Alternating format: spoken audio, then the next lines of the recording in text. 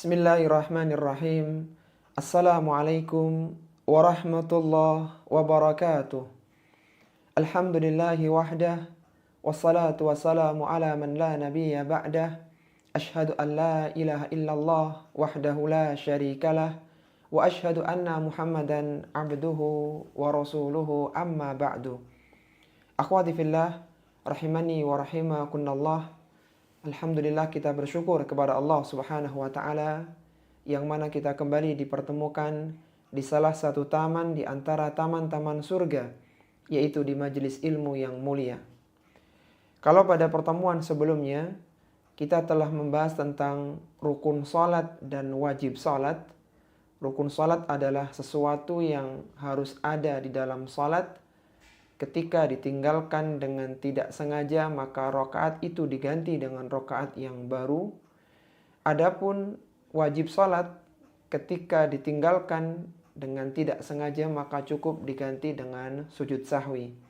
Maka pada pertemuan kali ini kita akan membahas tentang sunnah salat, yang ketika ditinggalkan tidak perlu diganti dengan sujud sahwi, namun mengurangi kesempurnaan pahala salat.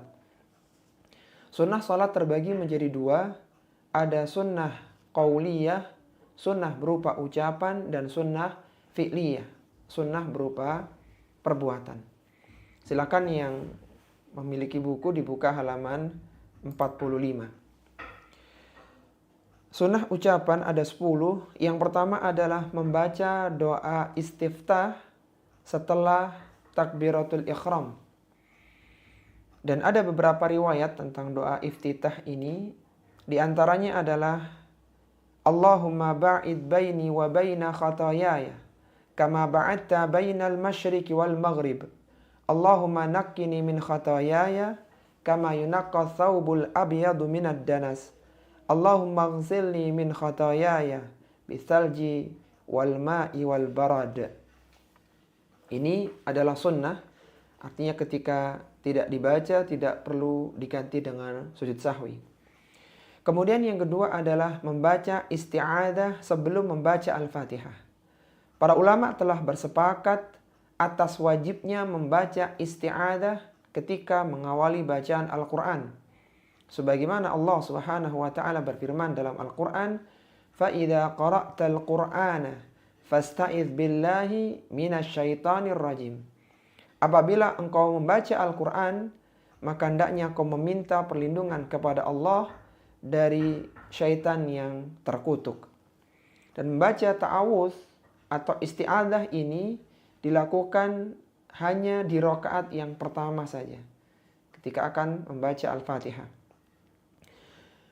Bagaimana bacaannya? Di antara bacaan isti'adzah sebelum membaca Al-Fatihah, sebagaimana diriwayatkan dari Abu Sa'id Al-Khudri radhiyallahu taala anhu, ia berkata, kana Rasulullah sallallahu alaihi wasallam idza qama ila salati bil laili kabbara thumma yaqulu subhanakallahumma wa bihamdika wa tabarakasmuka wa ta'ala jadduka wa la ilaha ghairuka. Rasulullah sallallahu alaihi wasallam ketika bangun di malam hari dan melakukan salat, maka beliau membaca iftitah terlebih dahulu. Thumma yaqulu Allahu akbar kabira. Kemudian ditambah dengan Allahu akbar kabira wa yaqulu. Kemudian beliau membaca isti'adzah atau ta'awudz, a'udzu billahis samiil alim minasyaitonir rajim min hamzihi wa nafthihi wa nafthihi. Bacaan ta'awudznya artinya adalah aku berlindung kepada Allah Subhanahu wa taala yang Maha mendengar lagi Maha mengetahui dari syaitan yang terkutuk, dari bisikannya, dari tiupannya dan godaannya. Kemudian yang ketiga adalah menjaharkan dan mensirkan bacaan. Para ulama telah bersepakat tentang disunahkannya menjaharkan bacaan Al-Fatihah pada salat subuh, 2 rakaat pertama di salat maghrib, dan 2 rakaat pertama di salat isya. Dan mereka juga bersepakat tentang disunahkannya mensirkan bacaan pada salat zuhur dan salat asar di rakaat 3 dan rakaat yang keempat, Demikian pula di sholat maghrib dan sholat isya ya. Adapun duhur dan asar maka semuanya disirkan. Sebagaimana perkataan dari Ibnu Qudamah rahimahullahu ta'ala, telah disepakati secara ijma' tentang mustahabnya menjaharkan bacaan pada tempat-tempat jahar dan mensirkan pada tempat-tempat sir. Serta kaum muslimin tidak berselisih tentang tempat-tempatnya atas dasar perbuatan Nabi SAW yang jelas pada penukilan ulama khalaf dan salaf. Menjaharkan dan mensirkan bacaan adalah sunnah salat. Sehingga misalnya ketika ada muslimah yang salat maghrib di rakaat kedua, dia lupa tidak menjaharkan bacaannya ketika salat berjamaah, maka tidak perlu diganti dengan sujud sahwi.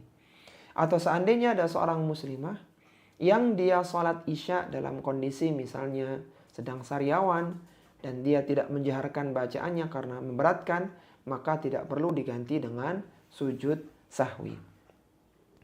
Kemudian yang keempat adalah mengucapkan amin setelah membaca Al-Fatihah. Sebagaimana Rasulullah SAW bersabda, "Idza ammanal imamu fa'amminu." Apabila imam mengucapkan amin, maka ucapkanlah amin. Fa innahu man wafaqa ta'minhu ta'minal malaikah, ghufira lahu ma taqaddama min dambihi. Barang siapa yang aminnya bersamaan dengan aminnya malaikat, maka akan diampunkan dosa-dosanya yang telah lalu. Dan ini menunjukkan bahwa hendaknya seorang makmum memberikan kesempatan imam untuk mengambil nafas sebelum mengucapkan amin, agar aminnya makmum bersamaan dengan aminnya imam yang bersamaan dengan aminnya malaikat, sehingga mereka mendapatkan keutamaan ghufira lahu ma taqaddama min dambi, akan diampunkan dosa-dosanya yang telah lalu. Yang kelima adalah membaca surat setelah membaca Al-Fatihah. Para ulama telah bersepakat tentang disunahkannya membaca surat setelah membaca Al-Fatihah pada salat subuh, salat Jumat, 2 rakaat pertama di salat-salat yang lain. Di antara dalilnya adalah hadis dari Abu Qatadah radhiyallahu taala anhu. Ia berkata, "Kana Rasulullah sallallahu alaihi wasallam yusalli bina." Rasulullah sallallahu alaihi wasallam salat bersama kami, fayaqra'u fi dhuhri wal asri fi raq'atainil ulayain bi Fatihatil Kitabi wa suratain. Beliau membaca di dalam salat zuhur dan salat asar di 2 rakaat yang pertama Al-Fatihah, kemudian ditambah dengan surat atau surat pendek. Bacaan surat setelah Al-Fatihah itu hukumnya sunnah salat. Kemudian yang keenam adalah menambah doa bangkit dari ruku. Ketika seorang mengucapkan Sami Allahu liman hamidah, Rabbana walakal hamdu, maka ini wajib salat. Adapun tambahannya, maka hukumnya adalah sunnah salat. Tambahan doanya bisa dengan mengucapkan mil'us samawati wa mil'ul ardi wa ma bainahuma wa mil'u ma syi'ta min syai'in ba'du ahla tsana'i wal majdi ahaqqu ma qala al-'abdu wa kulluna laka 'abdun la mani'a lima a'taita wa la mu'tiya lima mana'ta wa la yanfa'u dzal jaddi minkal jaddu. Kemudian yang ketujuh adalah berdoa ketika sujud. Ketika seorang ini sujud dan telah membaca tasbih sujud, maka disunahkan baginya membaca doa. Sebagaimana diriwayatkan dari Ibnu Abbas radhiyallahu taala anhuma, Rasulullah sallallahu alaihi wasallam bersabda, "Ala wa inni nuhitu an aqra'al Qur'ana raki'an aw sajidan." Kata Nabi sallallahu alaihi wasallam, "Ketahuilah bahwasanya aku benar-benar melarang kalian dari membaca Al-Qur'an ketika ruku dan sujud. Fa ammar ruku'u fa'azzimu fihi rabbah." Adapun ketika ruku maka agungkanlah Rabb kalian. Wa amma sujudu fajtahidu fid du'ai. Adapun ketika sujud setelah membaca tasbih sujud, maka bersungguh-sungguhlah dalam berdoa. Faqaminun an yustajaba lakum, karena waktu itu adalah besar harapan doa akan dikabulkan untuk kalian. Jadi setelah membaca subhana rabbiyal a'la 3 kali, maka seorang bisa membaca doa dalam bahasa Arab. Di antaranya doa ya muqallibal qulub tsabbit qalbi ala dinik, Allahumma musarrifal qulub sarrif qalbi ala ta'atik, dan doa-doa yang lainnya. Kemudian yang kedelapan adalah membaca salawat Nabi Sallallahu Alaihi Wasallam setelah membaca tasyahud awal. Duduk tasyahud akhir dan bacaan tasyahud akhir adalah rukun, dan salawat di tasyahud akhir itu rukun salat. Adapun duduk tasyahud awal dan bacaan tasyahud awal, maka itu wajib salat. Sedangkan bacaan salawat setelah tasyahud awal itu sunnah salat. Bisa dilakukan, bisa ditinggalkan. Sebagaimana diriwayatkan dari Ibunda Aisyah radhiyallahu taala anha, ia berkata, "Yusalli tis'a raka'atin la yajlisu fihinna illa inda thaminati." Rasulullah sallallahu alaihi wasallam salat witir dengan 9 rakaat. Beliau duduk di rakaat yang ke-8, yahmadullaha wa yusalli ala nabiyhi sallallahu alaihi wasallam wa yad'u bainahunna wa la yusallimu tasliman. Beliau duduk di rakaat ke-8 tahiyat awal, beliau memuji Allah Subhanahu wa taala, kemudian membaca salawat Nabi, dan beliau tidak mengakhirinya dengan salam. Tsumma yusalli tasi'ata. Lalu beliau bangkit di rakaat yang ke-9, wa dzakara kalimatan nahwaha yahmadullahu wa yusalli ala nabiyhi sallallahu alaihi wasallam wa yad'u thumma yusallimu tasliman yusmi'una. Kemudian beliau tasyahud akhir, beliau membaca doa di dalamnya, lalu membaca salawat, lalu beliau salam yang salamnya diperdengarkan untuk kami. Ini salah satu dalil bahwa ketika tasyahud awal itu disunahkan membaca salawat Nabi. Yang ke-9 adalah berdoa setelah membaca tasyahud akhir. Setelah selesai tasyahud akhir sebelum salam, maka disunahkan bagi seorang muslimah membaca doa.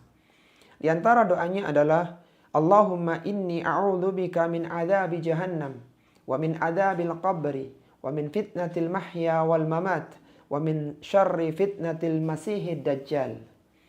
Juga bisa membaca doa Allahumma inni zalamtu nafsi zulman katsira wa la yaghfiru dhunuba illa anta faghfirli maghfiratan min indika warhamni innaka antal ghafurur rahim. Atau juga bisa membaca doa Allahumma ighfirli ma qaddamtu wa ma akhartu wa ma asrartu wa ma a'lantu wa ma asraftu wa ma anta a'lamu bihi minni antal muqaddimu wa antal muakhiru la ilaha illa anta. Atau juga bisa membaca doa Allahumma a'inni ala dzikrika wa syukrika wa husni ibadatik. Itu beberapa variasi bacaan doa setelah tasyahud akhir sebelum salam. Kemudian yang terakhir, yang ke-10 adalah mengucapkan salam yang kedua. Salam yang pertama adalah rukun salat, adapun salam yang kedua adalah sunnah salat. Sehingga ketika ada seorang muslimah yang dia setelah saya mengucapkan salam yang pertama, kemudian dia batal wudunya, maka salat tetap sah karena salam yang kedua hukumnya sunnah. Sebagaimana diriwayatkan dari Ibunda Aisyah radhiyallahu taala anha, anna Rasulullah sallallahu alaihi wasallam kana yusallimu fi salati taslimatan wahidatan tilqa'a wajhi yamilu ila shikkil aymani syai'an. Rasulullah sallallahu alaihi wasallam mengucapkan salam ketika salat hanya sekali saja, yang beliau menghadapkan wajahnya agak condong ke samping kanan. Dan di antara dalil tentang disunahkannya salam yang kedua adalah hadis dari Amir bin Sa'ad dari bapaknya radhiyallahu taala anhu. Ia mengatakan, "Kuntu ara Rasulullah sallallahu alaihi wasallam yusallimu an yaminihi wa an yasarihi hatta ara bayada khaddihi." Aku pernah melihat Rasulullah sallallahu alaihi wasallam mengucapkan salam ke kanan dan ke kiri hingga aku melihat putih pipi beliau sallallahu alaihi wasallam.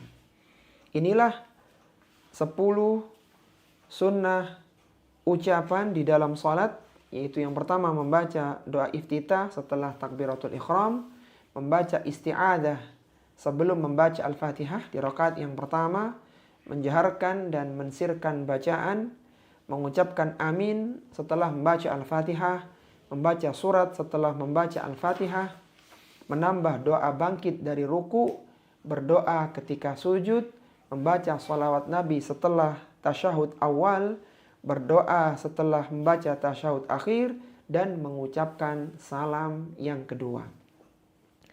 Kemudian berikutnya adalah sunnah fi'liyah, yaitu sunnah salat yang berupa perbuatan.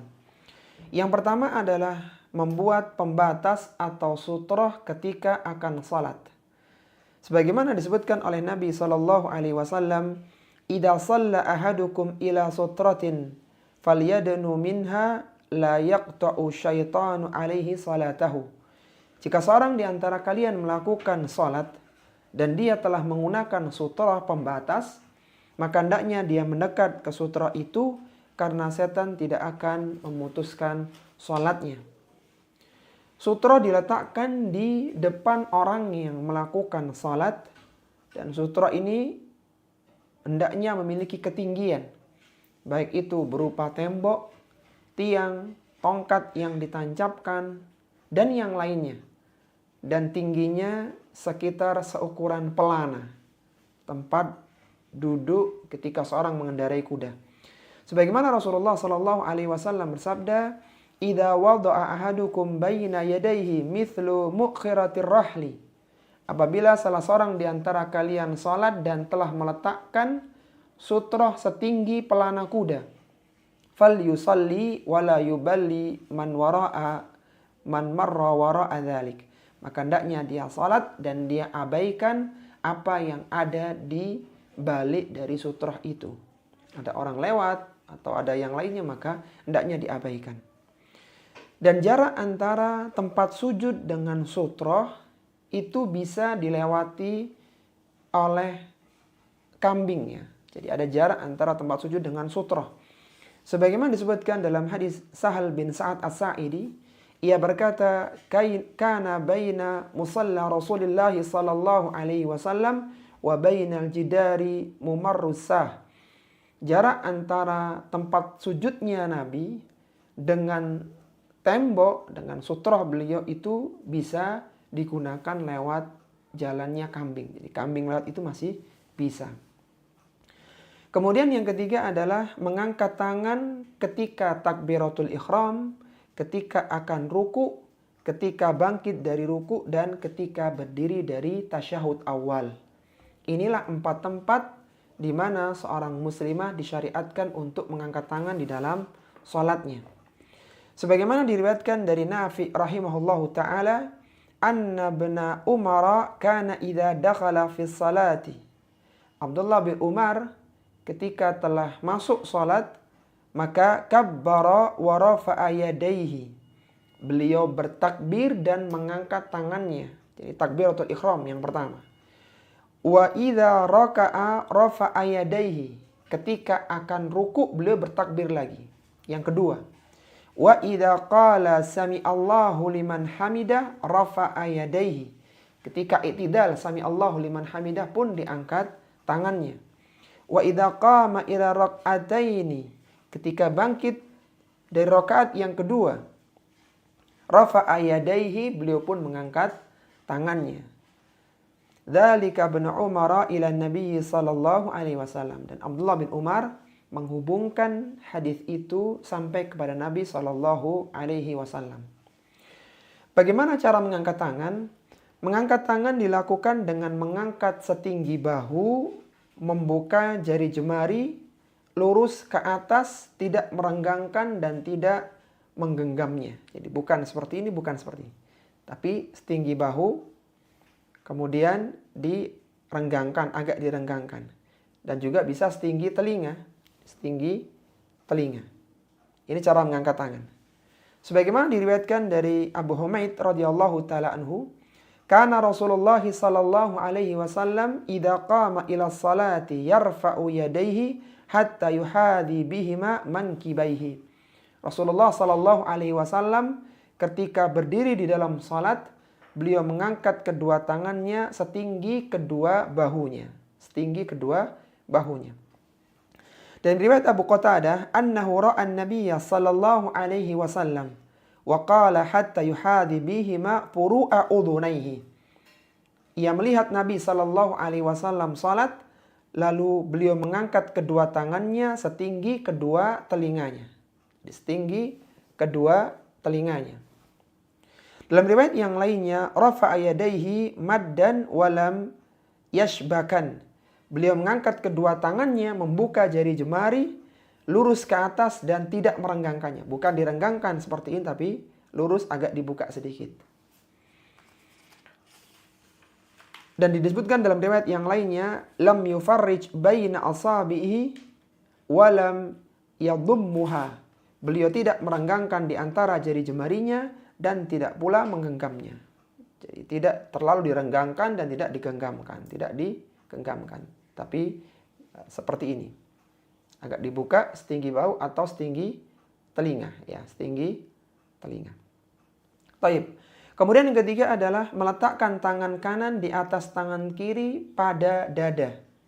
Cara meletakkan tangan ada 3. Yang pertama adalah telapak tangan kanan diletakkan di atas telapak tangan kiri. Seperti ini.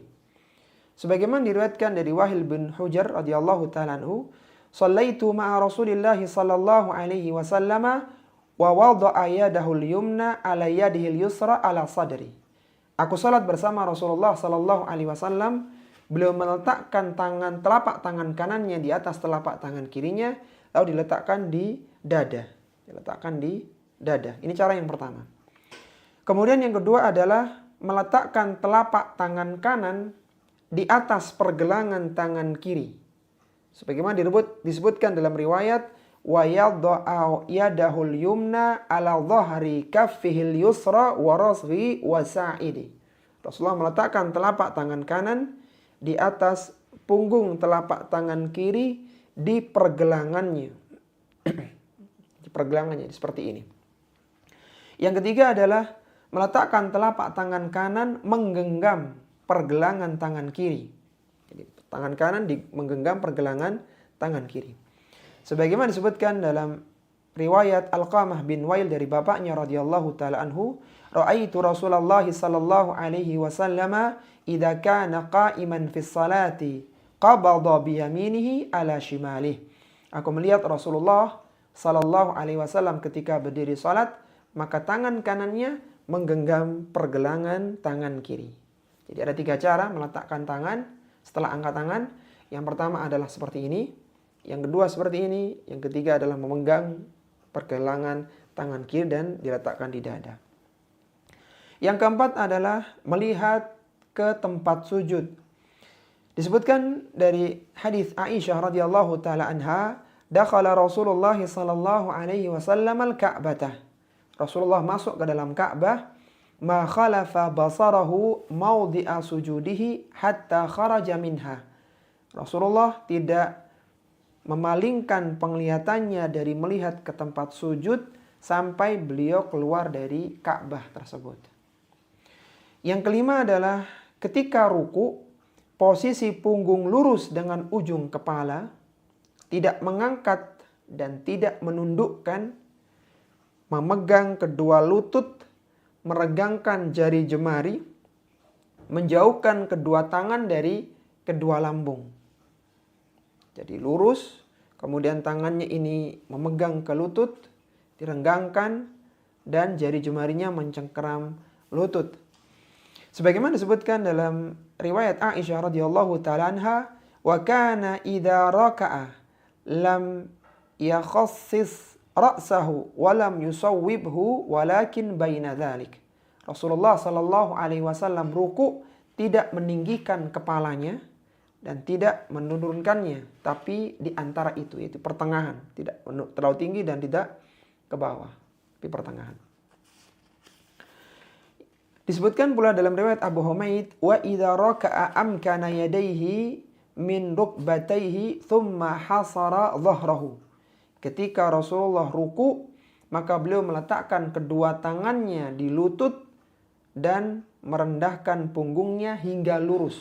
Jadi tangan ini memegang lutut, bukan memegang betis. Dalam riwayat yang lainnya, thumma raka'a fawadda'a yadayhi ala rukbatayhi wa farraja baina asabihi ka'annahu qabidun 'alaiha wa tawattara yadayhi fatajafa an jambayhi. Rasulullah ruku, kemudian meletakkan kedua tangannya di lutut. Beliau meregangkan jari jemarinya seperti beliau menggenggam kedua lututnya dan merenggangkan kedua siku tangannya bagaikan busur, lalu beliau menjauhkan dari lambungnya. Jadi menggenggam lutut bukan seperti ini ya, tapi digenggam lututnya, kemudian tangannya dijauhkan sedikit dari punggungnya sehingga dari lambungnya sehingga lurus posisi ruku 90 derajat. Yang keenam adalah memperlama ketika iktidal dan duduk di antara dua sujud. Sebagaimana diriwayatkan dari Anas radhiyallahu taala anhu, ia berkata, "Kana Rasulullah sallallahu alaihi wasallam idza qama sami Allahu liman hamidah, qama hatta naqulu qad auhama." Rasulullah sallallahu alaihi wasallam ketika berdiri saat sami Allahu liman hamidah, maka beliau berdiri dengan lama sampai kami berpikir bahwa beliau sedang lupa. Thumma yasjudu wa yaq'udu baina sajdataini hatta naqulu qad auhama. Kemudian beliau sujud dengan sujud yang sangat lama dan kami menyangka dalam hati bahwa beliau telah lupa. Padahal memang sengaja beliau melamakan dalam iktidal dan duduk di antara dua sujud ya. Duduk di antara dua sujud dengan sangat lama. Kemudian yang ketujuh adalah turun ketika sujud mendahulukan kedua tangan sebelum kedua lutut. Sebagaimana Rasulullah sallallahu alaihi wasallam bersabda, "Idza sajada ahadukum fala yabruk kama yabrukul ba'ir." Ketika kalian turun sujud, maka janganlah kalian turun seperti turunnya onta. Bagaimana supaya tidak turun seperti turunnya onta? Falyadha yadayhi qabla rukbatayhi. Hendaknya dia letakkan tangannya terlebih dahulu baru lututnya. Jadi tangan dulu baru lututnya masuk. Yang kedelapan adalah ketika sujud menyentuhkan kening, hidung, dan kedua telapak tangan ke tanah, itu ke lantai. Menjauhkan kedua tangan dari kedua lambung. Meletakkan kedua tangan sejajar dengan pundak atau telinga. Mengangkat kedua siku, jadi angkat sikunya, merenggangkan kedua lengan, direnggangkan, menegakkan kedua telapak kaki, menyatukan tumit, dan menghadapkan jari jemari kedua kaki ke arah kiblat. Jadi ketika sujud, posisinya seperti ini, setinggi bahu, lurus tangannya, rapat atau setinggi telinga, dan siku ini dibuka, bukan ditutup, tapi dibuka dan diangkat dia. Jadi bukan posisinya seperti ini di lantai, tapi diangkat. Lalu dijauhkan antara perut dengan lambungnya. Kemudian di kakinya itu, tumitnya rapat dan ujung jari jemari menghadap kiblat. Sebagaimana diriwayatkan dari Abu Humaid, anna Nabiya sallallahu alaihi wasallam kana idza sajada amkana anfahu wa jabhatahu minal ardi. Nabi SAW ketika sujud, beliau benar-benar menekan hidung dan keningnya ke lantai. Wa nahha yadaihi an jambaihi, beliau menjauhkan kedua tangannya dari kedua lambungnya. Wa wada'a kaffaihi wa hadwa mankibaihi, dan meletakkan kedua tangannya sejajar dengan pundaknya. Dalam riwayat yang lainnya, thumma sajada faja'ala kaffaihi bihida'a udunaihi. Kemudian Rasulullah sujud dan beliau meletakkan kedua telapak tangannya di hadapan kedua telinganya. Jadi bisa sejajar dengan telinga atau sejajar dengan pundaknya ketika sujud. Disebutkan dalam riwayat yang lainnya, faida sajada wada'a yadayhi ghaira muftarishin wala qabidihima wastaqbala bi atrafi asabi'i rijlaihil qiblah. Rasulullah sallallahu alaihi wasallam sujud. Beliau meletakkan kedua tangannya, tidak melebarkan jari jemarinya, tidak juga mengepalkannya, dan beliau menghadapkan jari jemari itu lurus ke arah kiblat. Jadi seperti ini, bukan seperti ini, lurus ke arah kiblat. Dalam riwayat yang lainnya, idza sajadta wadha kaffaika wa rafa mirfaqaika. Ketika engkau sujud, kata Nabi sallallahu alaihi wasallam, maka letakkan kedua tanganmu dan angkat sikumu. Jadi bukan seperti ini, tapi diangkat sikunya. Dalam riwayat yang lainnya, anna Nabi sallallahu alaihi wasallam kana idza shalla farraja baina yadayhi hatta yadhbuwa bayadu ibtaihi. Nabi sallallahu alaihi wasallam ketika sujud, beliau merenggangkan kedua lengannya hingga terlihat putih kedua ketiaknya. Dalam riwayat yang lainnya, fawajadtuhu sajidan rasan akibaihi mustaqbilan bi atrafi asabi'ihil qiblah. Aku menjumpai Rasulullah sallallahu alaihi wasallam sedang sujud dengan kedua tumitnya dirapatkan dan ujung jari jemari kaki dihadapkan ke arah kiblat. Jadi kakinya rapat, bukan terbuka, tapi rapat, dan ujung jari jemari kaki itu ke arah kiblat. Kemudian yang kesembilan adalah duduk iftirash ketika duduk di antara dua sujud. Dan ulama bersepakat tentang duduk di antara dua sujud itu adalah iftirash. Sebagaimana diriwayatkan dari Aisyah radhiyallahu taala anha, kana idza jalasa, Rasulullah ketika duduk di antara dua sujud, yafrishu rijlahul yusra wa yansibu rijlahul yumna. Beliau menghamparkan kaki kirinya dan menegakkan kaki kanannya. Duduk di kaki kiri dan menegakkan kaki kanannya. Yang ke-10 adalah duduk sejenak atau jalsah istirahah setelah sujud ketika hendak berdiri di rakaat kedua atau rakaat yang keempat. Disunahkan setelah selesai sujud yang kedua di rakaat pertama atau ketiga, akan bangkit di rakaat yang kedua itu sujud sebentar. Duduk sebentar. Jadi duduk sebentar kemudian baru bangkit. Jadi setelah sujud kemudian duduk baru Allahu Akbar bangkit. Sebagaimana diriwayatkan dari Malik bin Huwairits Al-Laitsi radhiyallahu ta'ala anhu, annahu ra'a an-nabiy sallallahu alaihi wasallam yusalli fa idza kana fi witrin min salatihi lam yanhad hatta yastawiya qa'idan. Nabi sallallahu alaihi wasallam melakukan salat jika beliau berada pada rakaat yang ganjil, rakaat 1 atau rakaat 3, maka beliau tidak berdiri hingga beliau duduk istirahat sejenak dengan tegak. Yang ke-11 adalah bertumpu ke lantai dengan kedua tangan ketika hendak berdiri menuju rakaat yang baru. Sebagaimana disebutkan dalam hadis Malik bin Huwairits radhiyallahu ta'ala anhu, idza rafa'a ra'sahu an sajdati tsaniyati jalasa wa'tamada 'alal ardi thumma qama. Rasulullah sallallahu alaihi wasallam mengangkat kedua kepalanya dari sujud dan beliau duduk istirahat sejenak, wa'tamada 'alal ardi, dan beliau bertumpu ke bumi, ke lantai, thumma qama, kemudian bangkit. Jadi duduk istirahat, kemudian bertumpu, lalu bangkit untuk rakaat yang genap, kedua atau yang keempat. Kemudian yang ke-12 adalah duduk iftirash ketika tasyahud awal, ketika tasyahud yang pertama, dan duduk tawaruk ketika tasyahud akhir. Sebagaimana disebutkan dalam hadis Abu Humaid As-Sa'idi, idza jalasa fi rak'ataini jalasa ala rijlihi al-yusra wa nasaba al-yumna, wa idza jalasa rak'atil akhirah qaddama rijlahu al-yusra wa nasaba al-ukhra wa qa'ada ala maq'adatihi. Rasulullah ketika berada di rakaat yang kedua, beliau duduk iftirash, dan ketika di rakaat terakhir maka duduk tawarruk, yaitu dengan meluruskan kaki kanan dan beliau duduk di atas pinggulnya yang kiri, yaitu duduk tawarruk. Yang terakhir adalah mengangkat jari telunjuk dan isyarat dengan jari telunjuk ketika tasyahud dan menggerak-gerakkannya. Seperti ini gerakannya, jadi lembut dari awal doa sampai akhir dan memfokuskan pandangan di jari telunjuk itu.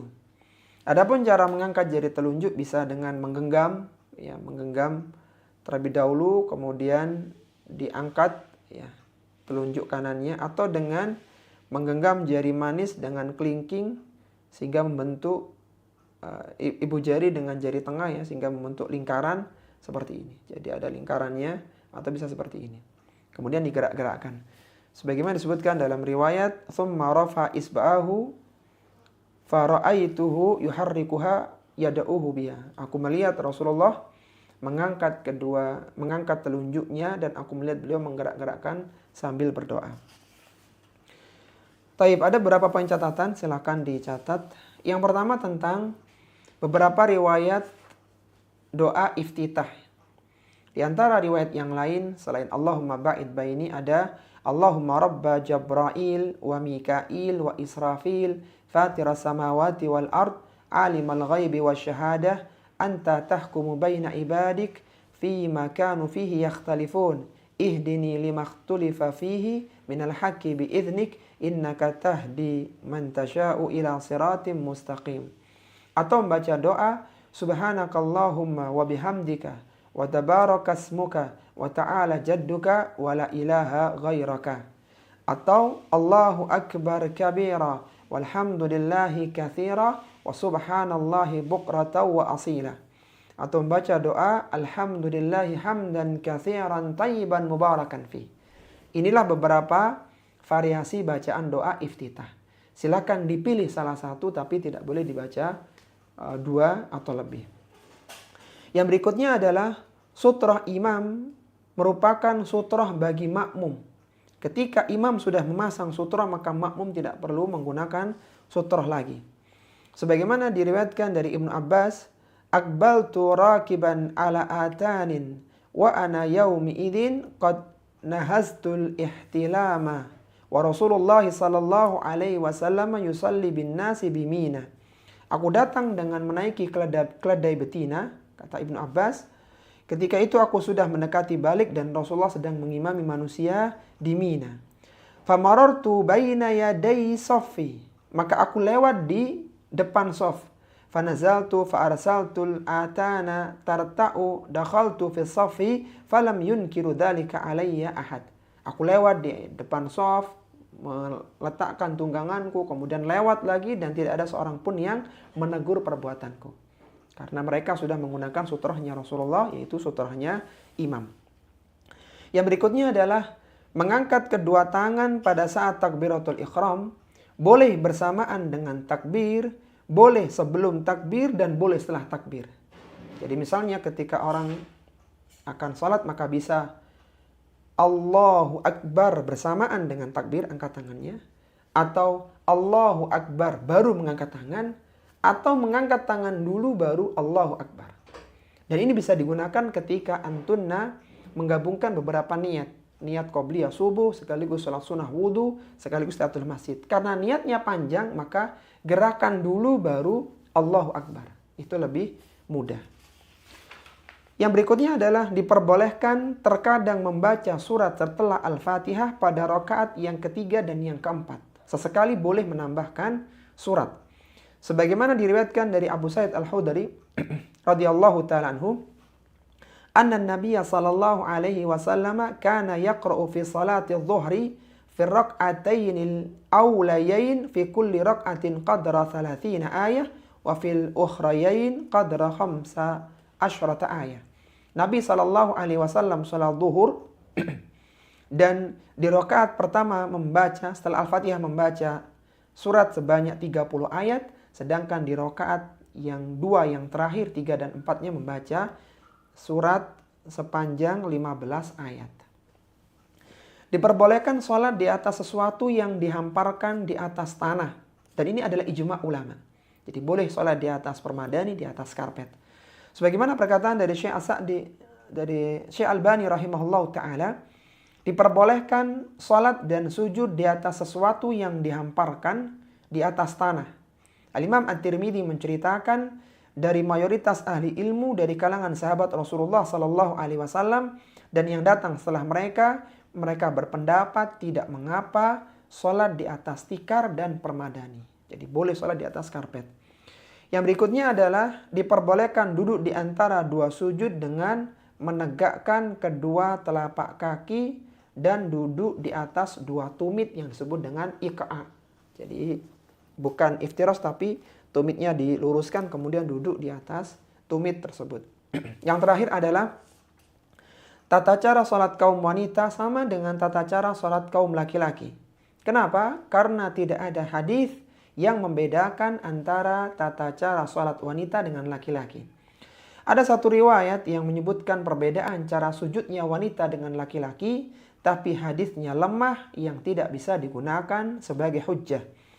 Disebutkan dalam hadis itu, idza sajadtuma fadamma ba'dul lahmi ilal ardi. Ketika kalian berdua sujud, maka sempitkanlah daging di lantai. Fa innal mar'ata laysat fi dzalika karijal. Karena laki-laki itu enggak sama dengan wanita. Hadis ini adalah hadis yang mursal, hadis yang dari tabi'in langsung kepada Nabi SAW, tidak menyebutkan sahabatnya. Dan hadis ini dhaifkan oleh Syekh Albani rahimahullahu ta'ala dalam silsilah al-dhaifah nomor 2562. Inilah akhwati fillah rahimani wa rahimakunallah tentang sunnah-sunnah salat. Semoga kita dimudahkan di dalam memahami dan mengamalkannya. Dan salat kita diterima oleh Allah subhanahu wa ta'ala. Dijadikan salat kita menjadi pencegah perbuatan keji dan mungkar. Dan dilipat gandakan pahalanya. Mohon maaf apabila ada hal yang kurang berkenan. Wassallallahu ala nabiyyina Muhammadin wa ala alihi wa sahbihi wasallam. Subhanakallahumma bihamdika asyhadu an la ilaha illa anta astaghfiruka wa atubu ilaik. Wa akhiru da'wana anil hamdulillahi rabbil alamin. Wassalamu alaikum warahmatullahi wabarakatuh.